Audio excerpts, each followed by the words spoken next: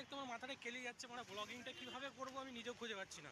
মানে এখানে মানে এত পরিমাণে মানে বৌদি, বাঙালি বৌদি বলো মানে ইংলিশ বৌদি বলো, সব সব মানে এত পরিমাণে আছে, মানে মাথা কেলিয়ে যাচ্ছে মানে। ব্লগ মানে কীভাবে করবো মানে